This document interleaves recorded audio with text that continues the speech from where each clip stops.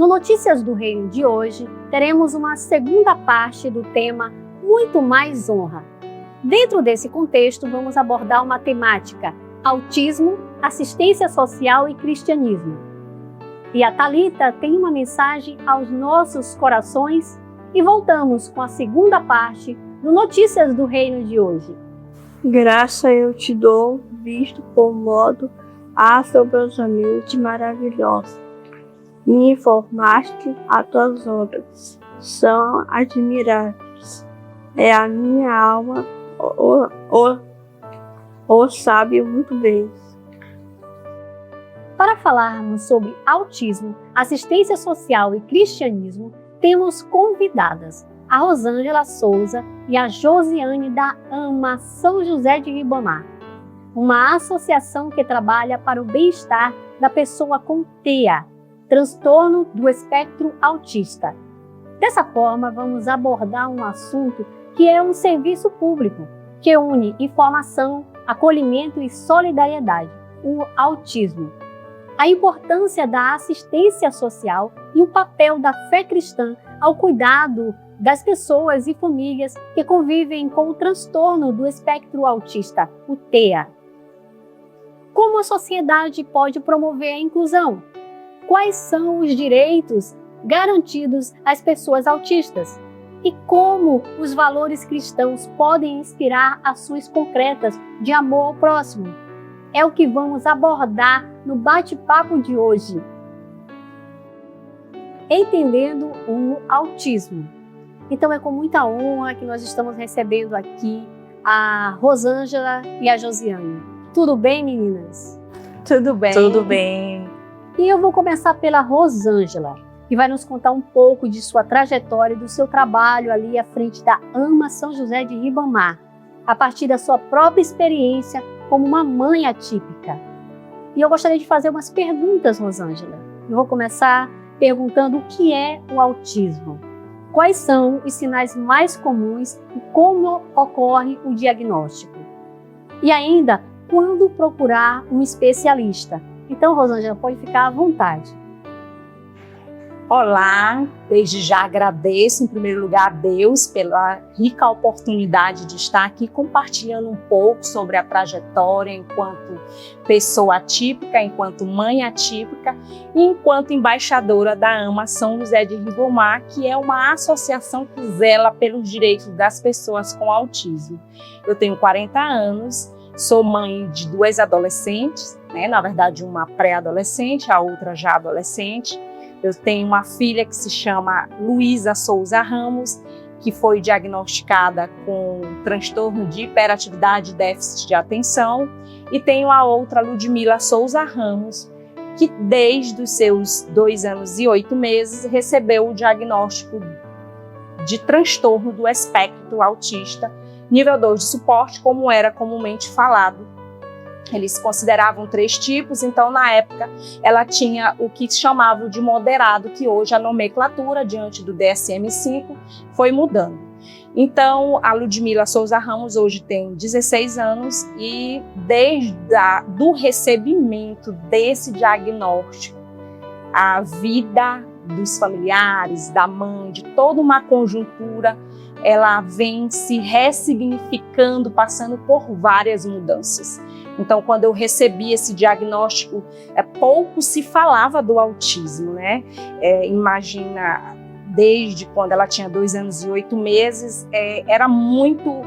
Já existia o autismo, mas quase nem se falava, A gente sabe que o autismo ele já vem de longas datas, mas não existia assim, um estudo específico do que levava uma criança a receber um diagnóstico de transtorno do espectro autista. Então, eu, enquanto mãe, dentro desse espectro, porque quando a gente recebe esse diagnóstico, a gente fica totalmente perdida. O que fazer, por onde começar, sem rede de apoio. Muitas vezes a rede de apoio que nós recebemos é uma das outras, A gente conta com as experiências das mães atípicas e quando a gente se reúne dentro de uma associação, de uma clínica, a gente troca ideias, de como a gente passa por esse processo. Então, o autismo é um transtorno do neurodesenvolvimento que afeta basicamente a fala, o comportamento e a interação social. Hoje já existe, né, essa definição, porque até então, antes, existia várias situações. Nasce, adquire. Então, era uma mega, gama de informações ainda não concretas. Então, quando a gente vai observar esses primeiros sinais, na época eu era muito leiga, estava em processo de formação, não entendia muito bem como é que funcionava, mas eu busquei informações, busquei estudar, e hoje eu sirvo como uma rede de apoio para outras mães que recebem esse diagnóstico. Eu, enquanto assistente social, que atuo dentro da política pública, mas também do setor filantrópico, porque a associação ela é uma associação que zela pelos direitos, mas ela sobrevive de ajuda, E a partir disso, eu estou lá como assistente social para quê? Para, de alguma forma, passar informação, garantir direito para aquelas mamães que chegam perdidas com um diagnóstico na mão e muitas vezes nem recebem esse diagnóstico, mas há suspeita, há um prognóstico, que aquela criança, quando passa pelo pediatra, quando a agente de saúde identifica que o comportamento, o desenvolvimento daquela criança é um desenvolvimento não típico, mas atípico, então essa mãe ela entra em desespero e ela vai buscar uma rede de apoio. E hoje a Associação AMA São José de Ribamar, ela tem sido essa rede de apoio. Então, basicamente, eu estou lá nessa conjuntura. Muito obrigada. Muitas pessoas ainda têm dúvidas e preconceitos sobre o autismo. Quais mitos precisam ser superados? Nos diga, Rosângela. Bom, quando a gente fala de preconceito, a gente vem dentro dessas barreiras atitudinais, que são as atitudes que a sociedade tem perante as pessoas, que têm alguma condição neurodiversa. Então, a gente precisa entender que, a partir disso, a gente precisa, sim, menos preconceito a gente só vai ter quando a gente buscar informação. A gente só consegue trabalhar essas barreiras capacitistas, esse preconceito, quando a gente visualiza que a mente de uma pessoa com TEA, ela funciona de diferentes modos. Por quê? Cada autista é único, é por isso que a gente fala do espectro, E muitas vezes a gente vai nível 1, nível 2, nível 3. Nível 1 é aquele que precisa de pouco suporte, mas precisa. O nível 2 é o que já precisa de um suporte substancial, mas precisa também. E o nível 3 muitas vezes vem acompanhado de uma ausência de fala, muitas vezes não é verbal e aí precisa exclusivamente de suporte do cuidador. Então, quando a gente fala de termos capacitistas desse preconceito e o que a gente pode trazer para a sociedade, para dentro da nossa conjuntura cristã, para dentro dos aparelhos que nós convivemos ideológicos do Estado, é que a gente precisa primeiro buscar informação. A gente só combate um preconceito quando a gente busca a informação. E é por isso que a AMA, Josiane, São José de Ribamar, ela busca a preparar as escolas, as instituições que fazem parcerias conosco. Nós temos uma equipe que está lá, dando palestra, treinamentos e buscando levar essas informações para as pessoas que ainda têm dificuldade de entender uma pessoa dentro do espectro. Assistência social e direitos é o nosso segundo tópico. Agora é a vez da minha amiga Josiane, que também vai compartilhar um pouco da sua experiência como mãe atípica e é quem vai nos trazer luz sobre essas questões sociais. Josiane, além do acompanhamento clínico, as famílias precisam de apoio social e acesso a direitos, não é verdade? Quais benefícios sociais estão disponíveis? Como se dá acesso à educação inclusiva, tanto na rede privada como na rede pública? E existem programas de apoio às famílias atípicas? Fique à vontade para nos falar sobre esse tema. Obrigada, Dani, pelo convite. Muito obrigada à TV Atena pela oportunidade que a gente está tendo. E obrigada ao nosso Deus por esse encontro maravilhoso entre mães, de pessoas atípicas, né? E eu sou Josiane Ramos, eu trabalho na área do direito como assessora jurídica de promotoria de justiça e voluntariamente na AMA, né, Ribamar, como a Dani já falou, como voluntária. Eu sou mãe de 2 crianças, né, uma adolescente, uma criança, a adolescente Ana de Jesus, uma adolescente típica, e o Israel. O Israel é um menino de 7 anos, atípico.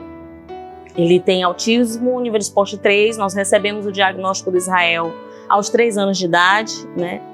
E, bom, falando sobre a temática, a gente vai ter um diálogo aqui com a Rosângela, que eu sou da área do direito, e a Rosângela da assistência social. E essa parte do direito casa, né, ali com a assistência social para a gente entregar esse direito na mão de quem precisa. E assim, direito, falando de letra da lei, a gente tem muito não, mas já temos um bom arsenal.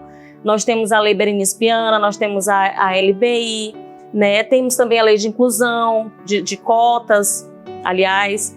E, assim, contudo, falta ainda muito de efetivação dessa lei, desse papel, né? Que são os programas realmente sociais, que a Rosângela vai já trazer uma contribuição maior para a gente por ser assistente social.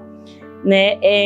Mas na prática, falando como mãe atípica, na prática isso ainda é muito carente, né? E por isso a importância de 2 coisas, das instituições filantrópicas como a AMA, de pessoas que tenham esse olhar voluntariado para que a gente possa trabalhar não só pelo viés público, que ainda é muito carente, mas também pelo voluntariado que ali acontece na AMA.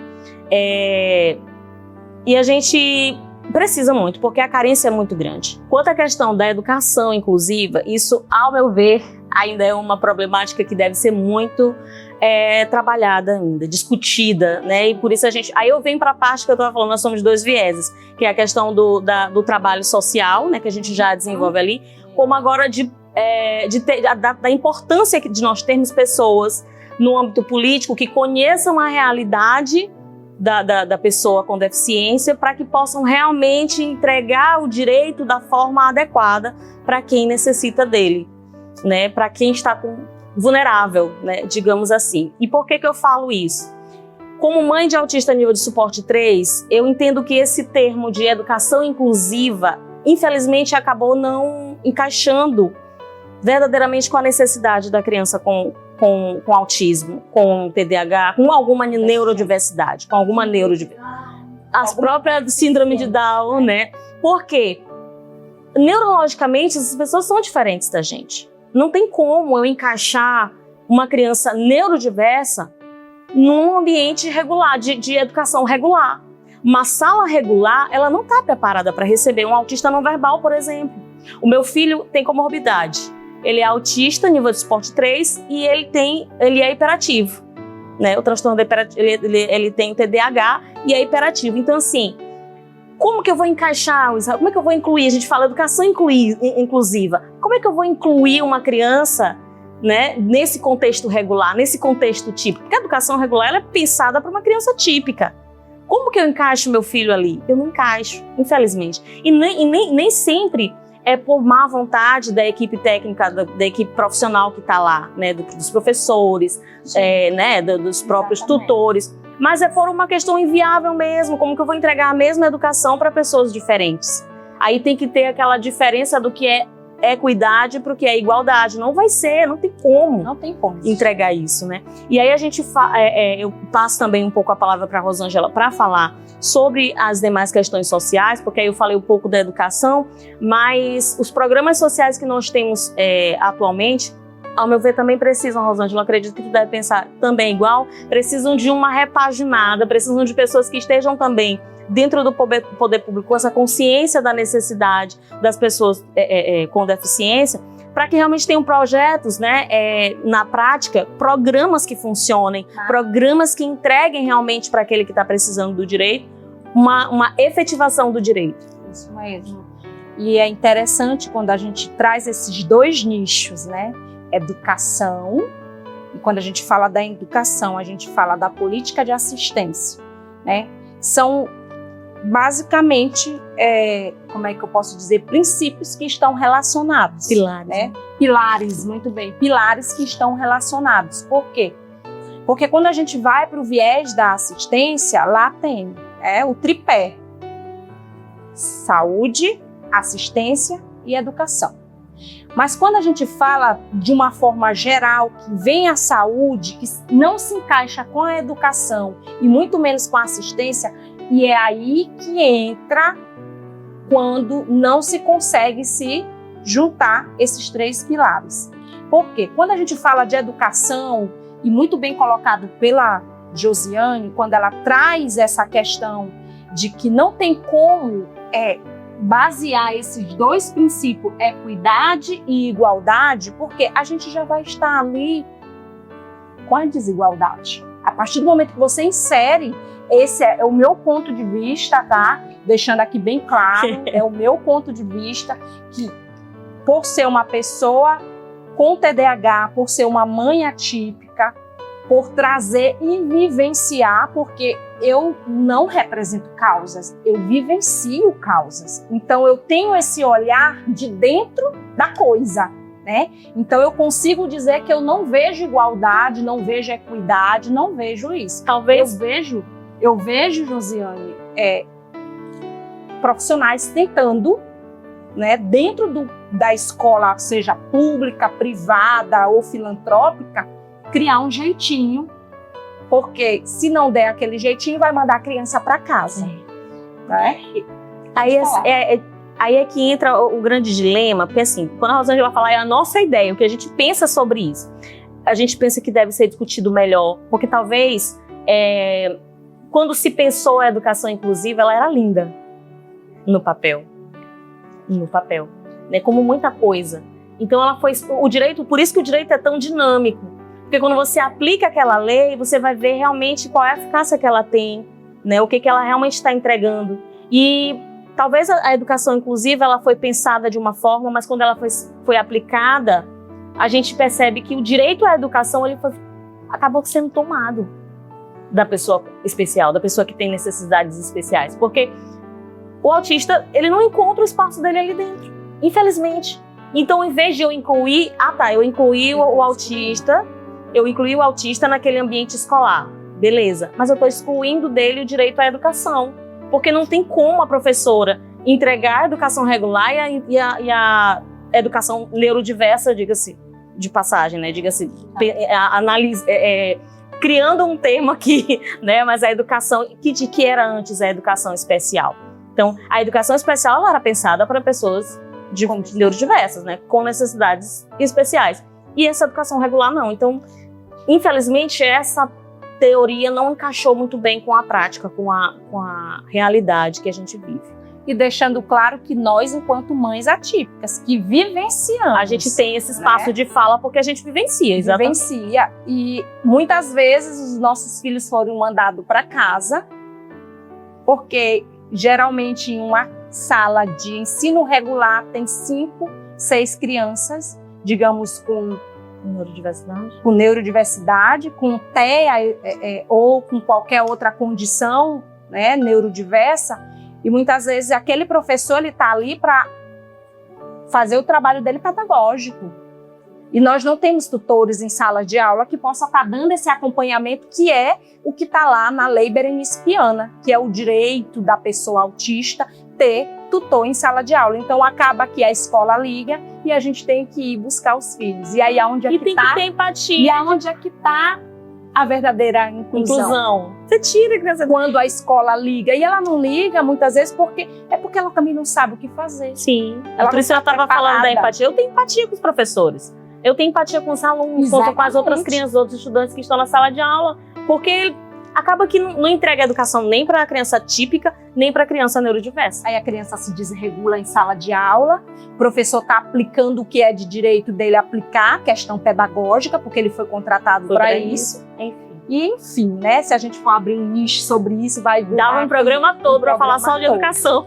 E aí, quando a gente fala da assistência, já entrando um pouco aqui, a assistência, né, dentro da política mesmo de assistência, a gente tem alguns direitos, né, através do cadastro único, que é a porta de entrada para benefícios sociais, só que ainda é um pouco também excludente, porque hoje a pessoa que tem direito ao benefício de prestação continuada, que é o BPC, seja a pessoa idosa, mas estamos falando aqui basicamente sobre a pessoa com deficiência de modo geral, existe um critério de renda.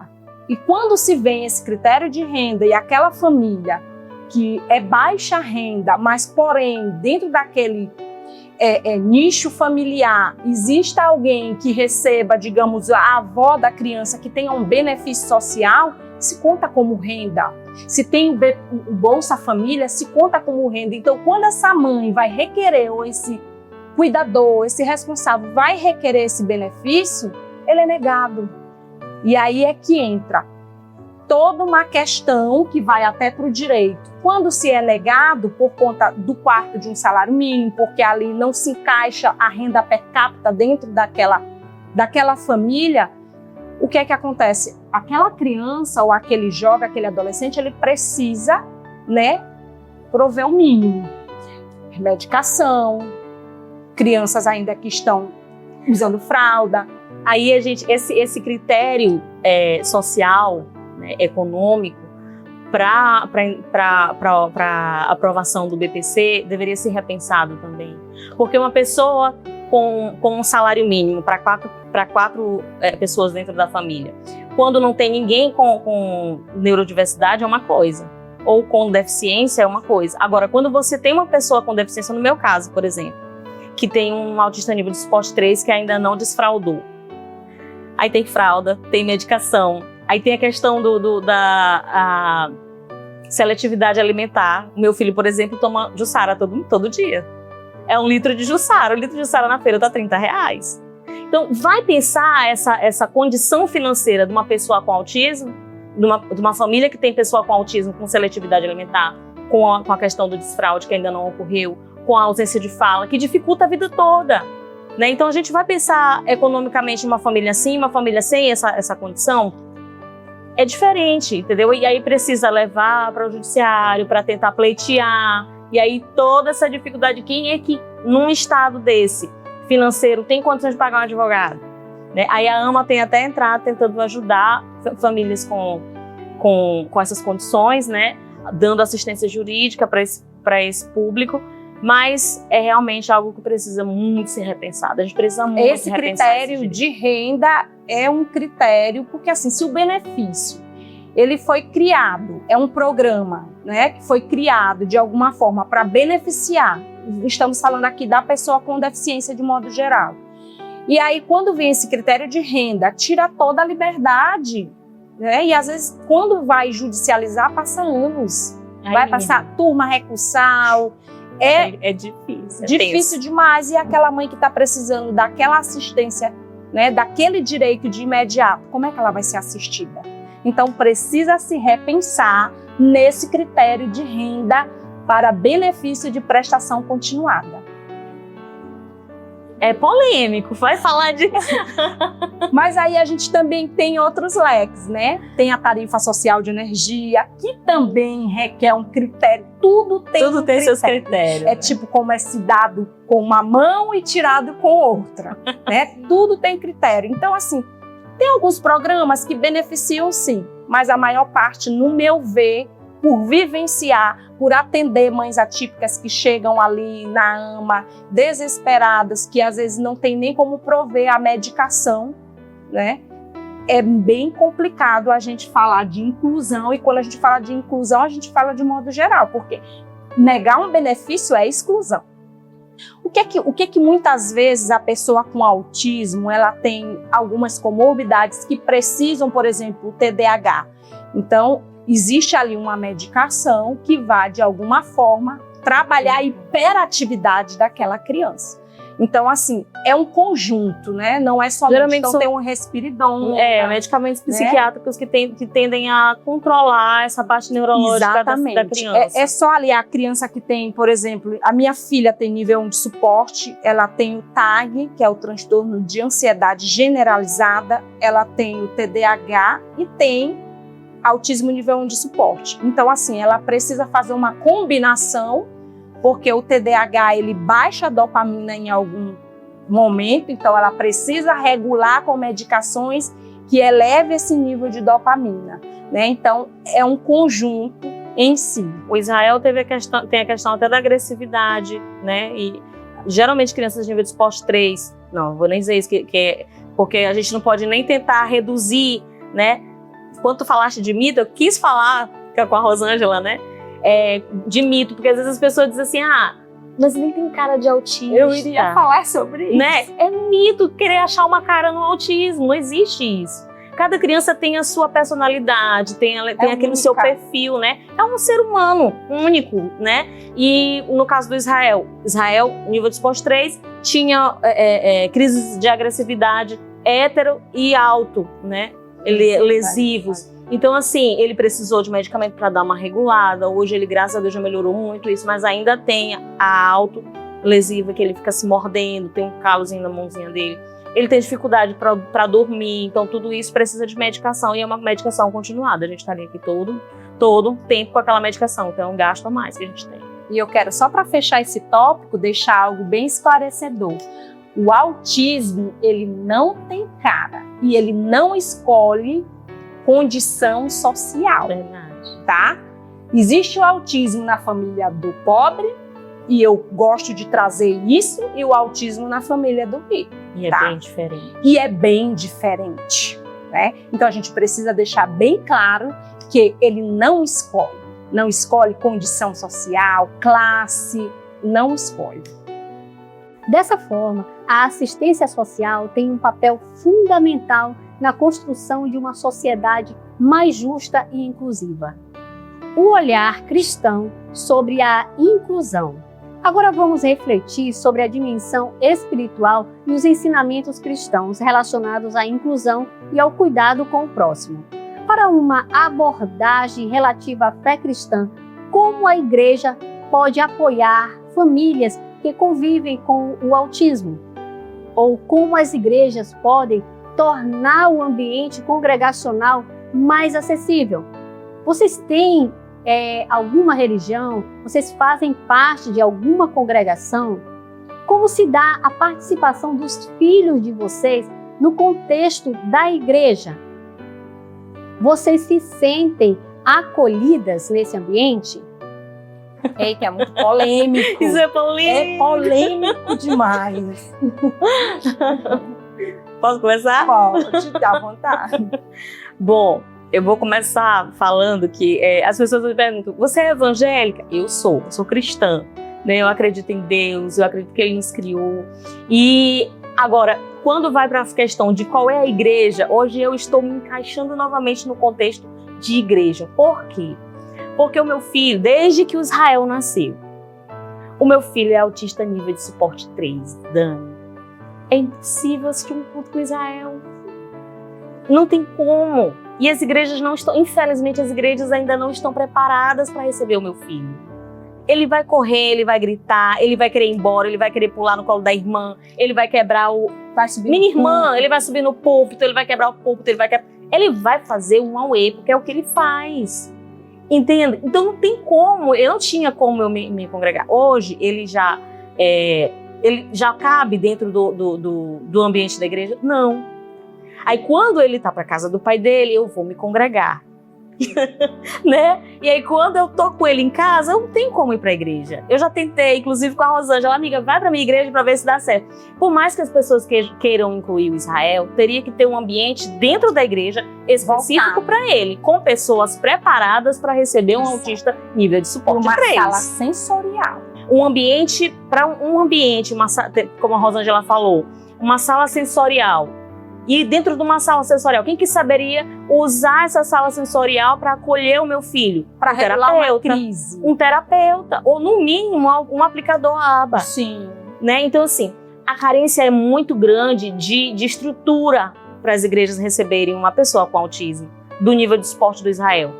Atualmente, eu até digo que as igrejas elas estão mais sensíveis. Sim. Talvez na época da Rosângela era muito pior. Né? Porque agora no meu 16 anos, irmã. né? Rafinha, falar nisso, tem que mandar um oi pro Rafinha. O Beijo, Rafinha é o filho de Nilde. presidente da AMA, Nilde, que é nossa parceira. Né? O Rafinha tem mais de 30 anos, ele né? tem 34 anos, né? E ela já tem uma caminhada mais longa do que a nossa e a gente Aí eu lembrei, na época do Rafinha, então, nossa, mãe, era muito difícil, a sociedade ainda não entendia nem o que era autismo. Na época da Rosângela ainda tinha muito, já era difícil. Imagina na época da Nilde, né, do Rafinha. E aí entra para a era da Josi. Na era da Josi, eu acho que o acolhimento das pessoas é mais sensível. Mas também não sabe o que... Mas ainda não sabem como lidar. Aí vem lidar. essa parte que a gente pode falar. Quando eu digo que é polêmico, é porque, assim, às vezes que eu convido a Josiane, faço parte da Congregação Batista Nacional, né, São José de Ribamar. Hoje eu congregava na Missão Nova Terra e hoje eu estou visitando a Missão Cidade Verde, tentando voltar para essa realidade de me encaixar dentro da congregação. Enfim. E quando a gente fala sobre isso, e quando a gente não começa a educação e a gente volta para a educação, porque tem tudo a ver de como a gente vai, de alguma forma, preparar. E é por isso que a gente, enquanto AMA, enquanto terceiro setor, que tem esse leque de oportunidades, hoje a AMA atende, só para poder a gente deixar bem claro, mais de 700 famílias.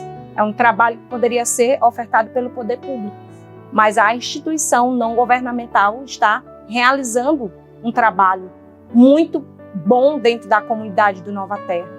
E a gente tem esse trabalho de palestrar nas igrejas, de palestrar nas escolas, de palestrar nas UBSs, porque a gente precisa, de alguma forma, levar informação. Não tem como se falar de educação se não tiver informação e prática. Por que prática? Porque, por exemplo, a gente chega em uma igreja que o som está alto demais, né? Então, algumas crianças autistas têm hipersensibilidade a barulho e a mãe, ela não vai conseguir ficar dentro daquele ambiente. Então, primeira coisa, nas igrejas deveria ter um som inclusivo, não é? E aí, quando a gente vai para uma igreja de pequeno porte, já é muito difícil. Uma igreja de bairro que não tem esse recurso, que sobrevive sobre a ajuda dos fiéis, dos seus dízimos e oferta. Então, é muito difícil a gente falar dessa parte de inclusão dentro das igrejas, porque às vezes tem igrejas como, por exemplo, as pentecostais, não dizendo aqui cada um tem sua congregação, mas é muito barulho e acaba que essa criança que tem sensibilidade auditiva, ela não vai conseguir ficar dentro daquele tempo e, com certeza, os pais também não vão conseguir. Então, assim, é toda uma dinâmica. Então, o que eu deixo aqui, enquanto profissional, né? Chama a AMA São José de Ribamar para que a gente possa dar treinamento, para que a gente possa preparar a professora da escola bíblica dominical, que está ali com a primeira infância, para a gente preparar também, porque essa criança vai crescer, vai se tornar um adolescente, um jovem, para a gente também preparar os professores, os líderes de ministérios dos jovens. Essa pessoa que é jovem vai se tornar uma pessoa idosa, um adulto. Chama a AMA São José de Ribamar, que nós temos profissionais preparados para levar a inclusão, conhecimento, informação para seu equipamento. A gente tem a problemática, nós estamos trazendo a problemática. Mas enquanto ninguém lida com isso, se ninguém lidar com isso, isso nunca vai mudar, né? Nós temos uma realidade hoje. Qual é a realidade? Não tem como incluir uma pessoa neuroatípica dentro da igreja, né? Dentro do mundinho. Mas se a gente não estiver dando esse primeiro passo e não for desenvolvendo, nunca teremos. Bom, né? A AMA tem 7 anos, né? E só que existe várias AMAs, a de né? Ribamar. A de Ribamar tem 7, mas já tem a AMA de São Luís, a AMA de outros interiores, né? São várias AMAs. E, inclusive, vai ter o encontro das AMAs, né? Agora em julho. né, das AMAs, onde vai ter um mega evento de muitos profissionais capacitados. Chama para ir lá. Né? Profissionais capacitados que vão trazer muitas informações, porque a gente precisa. A Rosângela, ela não sabe de tudo e nem quero saber, porque eu não estou nesse patamar de saber de tudo. Então a gente precisa todo o tempo. Eu estou aqui na condição de mãe e profissional, mas existem os profissionais especialistas da área, né, que não cabe a Rosângela, não é uma especialista, mas eu estou todo o tempo, né, tentando buscar informação, conhecimento, e a gente precisa, de alguma forma, estar estudando o tempo todo, porque tudo muda no tempo e no espaço, né? E aí as igrejas, elas vêm com esse olhar. Hoje já vejo que as igrejas já estão ali, despertando para isso, porque tem crescido o número de autistas. Hoje a gente tem um dado que a cada 36 crianças, uma tem TEA. Então, a gente precisa se preocupar, porque até 2050, metade a probabilidade é que metade da população será diagnosticada e com alguma neurodiversidade, não exatamente o autismo. Então, as igrejas precisam se preparar, as escolas precisam se preparar. Tá bem isso, essa probabilidade realmente... Pronto. E aí, a gente traz isso de um dado, né? A gente não está falando aqui aleatoriamente, é um dado científico, né, que traz isso. E a gente precisa trazer o CDC, né, que é o controle de doenças, ele traz esse dado para a gente. E uma coisa muito interessante, Dani, é que a gente precisa se atentar para uma coisa que muitas vezes a gente não se atenta. Qual é o nosso papel na sociedade? O papel do cristão, né?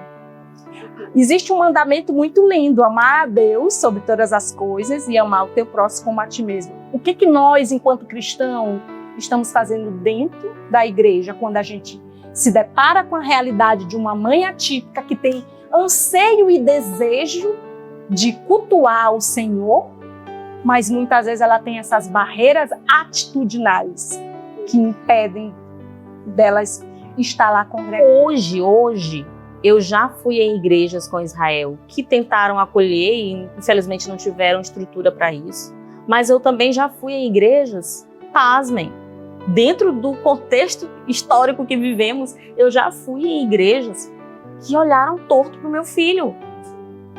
Eu me imaginei na pele de Rosângela, na pele da Nilde, né? Imaginei o Israel na pele do Rafinha, o Israel na pele da Ludmila. Porque, gente, é inadmissível.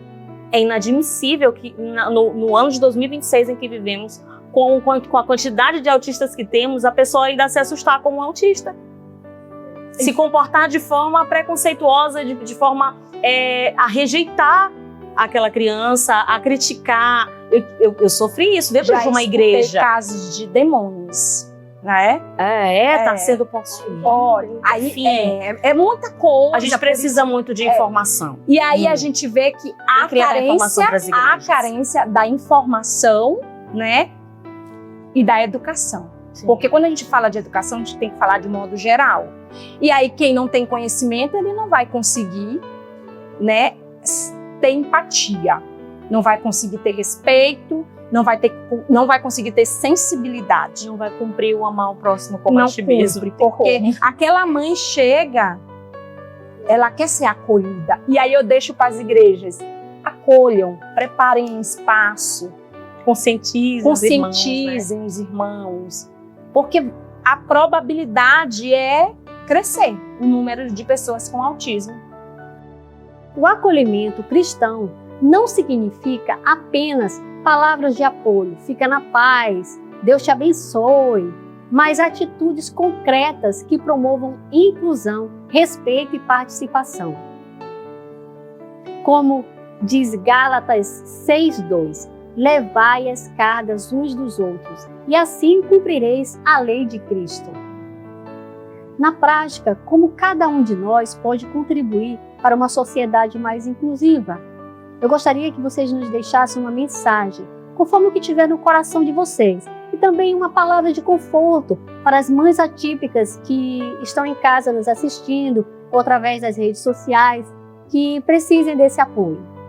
Aí, para falar de como a gente pode contribuir, eu penso que o fundamental é o interesse em adquirir informação, em adquirir conhecimento. Porque eu não tenho como alcançar uma pessoa neurodivergente sem eu conhecer o que é uma neurodiversidade. Se eu não souber o que é autismo, eu vou ficar até insegura para me aproximar de alguém com autismo, né? Para acolher uma mãe, porque às vezes a pessoa até tem essas barreiras pelo medo. Eu tenho medo de me aproximar. Será que ela quer que eu toque? Será que ela, né? Então, você precisa buscar informação, busquem informações e conversem, gente. Nós somos seres humanos que têm a linguagem para nos comunicar. Conversa com a mãe atípica, pergunta. Se você não sabe como agir com aquela criança com neurodiversidade ou com um adulto que tem a neurodiversidade, pergunte para ele. Se a criança é não verbal, pergunte para o pai, né? Mas o que não dá é para você não ter o interesse de incluir aquela pessoa, não ter o interesse de alcançar aquela pessoa, né? E aí realmente a gente não vai conseguir participar desse mundo de inclusão, não vai conseguir proporcionar a inclusão dentro das igrejas, dentro das famílias, dentro das escolas. O principal para mim, ao meu ver, é a questão da busca da informação e do interesse, né, por alcançar, por acessar aquela pessoa. Para finalizar o nosso bate-papo, eu gostaria que a Rosângela finalizasse nos falando um pouco das atividades da AMA e convidasse as pessoas para se voluntariar nessa causa, não é isso, Rosângela? Enquanto isso, nós vamos mostrando as imagens das atividades que ocorrem ali, na AMA de São José de Ribamar. E é isso aí. Antes de tudo, para finalizar, né, eu queria trazer aqui Salmo 139, 14, que fala basicamente, é um salmo que a gente pode estar correlacionando com a neurodiversidade, que fala: eu te louvo porque me fizeste especial e admirável. Quando a gente traz essa palavra especial, hoje, atualmente, soa como um termo capacitista, mas na palavra de Deus ele é bem claro, né? O Salmo 139, 14 diz: eu te louvo porque eu te fiz especial e admirável. Hoje aprendemos que a inclusão acontece quando conhecimento, políticas públicas e solidariedade caminham juntos. O autismo não define uma pessoa, como a síndrome de Down também não. Cada indivíduo possui talentos, potencialidades e uma dignidade que merece ser respeitada. A assistência social oferece suporte essencial às famílias, enquanto os valores cristãos nos convidam a acolher, servir e amar sem distinção, assim como nosso Senhor Jesus Cristo nos ensinou. E obrigada pela companhia de quem ficou conosco até aqui. Fiquem na paz que excede todo entendimento, a paz do nosso Senhor Jesus Cristo. E até a próxima, se Deus quiser. Agora temos uma palavra toda especial. E na sequência, a Thalita encerra com o nosso texto bíblico. Olá, sou Arthur. Sou autista de suporte 1 de Obrigado para a TV Atena, para a oportunidade para os autistas e a AMA.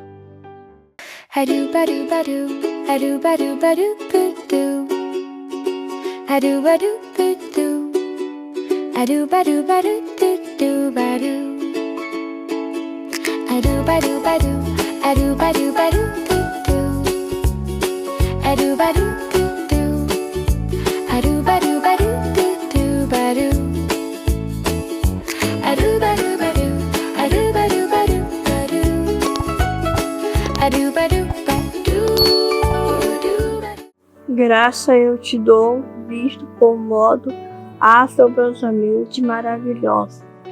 Me informaste, as tuas obras são admiráveis. A minha alma o sabe muito bem.